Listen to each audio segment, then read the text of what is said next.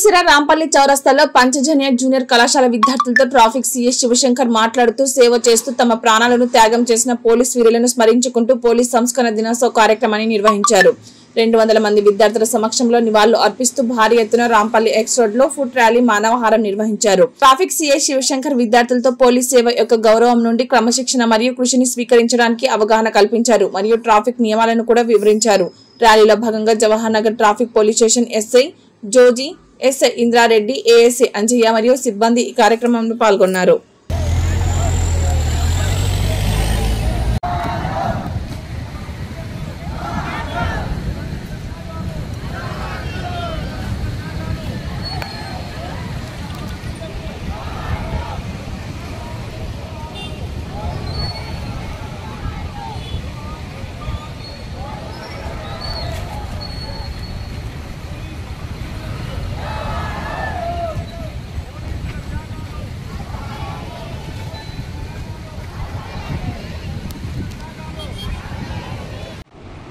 మొన్న టీవీలో చూసే ఉంటారు.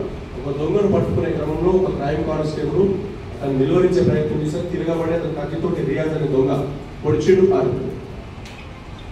చూసారా?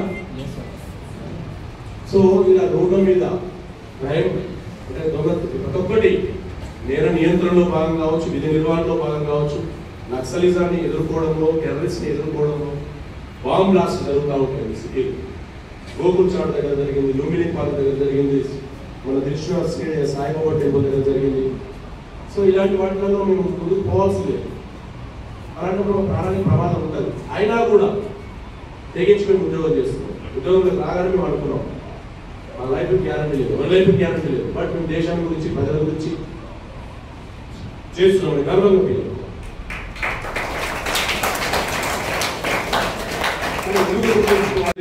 పోలీసులే కావాలా, మీ వస్తువులు పోయిన బంగారం పోయిందన్నా పోలీసులే కావాలా, యాక్ట్ అనేది పోలీసు కావాలా, కొట్టండి 100 అలా.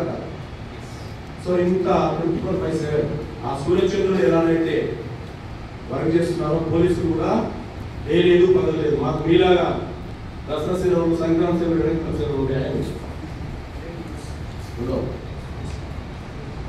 ఒకటే విషయం, అర్ధరాత్రి అడవి బాటన పయనించే బాటసారి ఎవరయ్యా అని అడిగితే ఏ చెట్టు ఏ కమ్మాయని చెప్పారు పోలీసులు.